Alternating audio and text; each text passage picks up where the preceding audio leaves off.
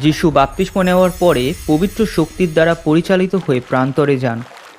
তিনি 40 দিন ধরে কিছুই খাননি, আর তাই তার ভীষণ খিদে পায়।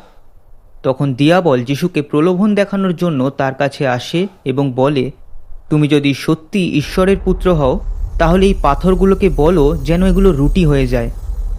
কিন্তু যিশু শাস্ত্রের এই কথাগুলো উল্লেখ করে তাকে উত্তর দেন, লেখা আছে, বেঁচে থাকার জন্য কেবল খাবারই যথেষ্ট নয়, এর চেয়ে আরও গুরুত্বপূর্ণ বিষয় হলো আমরা যেন জিহোবার প্রতিটা কথা মনোযোগ দিয়ে শুনি। পরে দিয়াবল যিশুকে বলে, তুমি যদি সত্যি ঈশ্বরের পুত্র হও তাহলে মন্দিরের সবচেয়ে উঁচু জায়গা থেকে নিচে ঝাঁপ দাও, কারণ লেখা আছে, ঈশ্বর তার স্বর্গদূতদের পাঠাবেন আর তারা তোমাকে তাদের হাতে তুলে নেবে।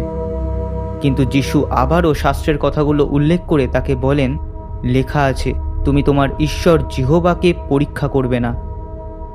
এরপর শয়তান যিশুকে জগতের সমস্ত রাজ্য এবং সেগুলোর চাকচিক্য দেখায় আর বলে, তুমি যদি একবার আমাকে উপাসনা করো তাহলে এই সমস্ত কিছুই আমি তোমাকে দিয়ে দেব। কিন্তু যিশু তাকে বলেন, দূর হও শয়তান, কারণ লেখা আছে, তুমি একমাত্র জিহোবাকেই উপাসনা করবে। তখন দিয়াবল তাকে ছেড়ে চলে যায়। পরে স্বর্গদূতেরা এসে তাকে খেতে দেয়। এরপর থেকে যিশু ঈশ্বরের রাজ্যের সুসমাচার জানাতে শুরু করেন। এই কাজের জন্যই তাকে পৃথিবীতে পাঠানো হয়েছিল। যিশু লোকদের যে শিক্ষাগুলো দিতেন সেগুলো তাদের খুব ভালো লাগতো, আর তিনি যেখানেই যেতেন তারাও তার পিছনে পিছনে সেখানে যেত। দিয়াবল যখন মিথ্যা বলে তখন নিজে থেকেই বলে, কারণ সে একজন মিথ্যাবাদী আর সে মিথ্যার পিতা। যোহন 8 অধ্যায় 44 পদ।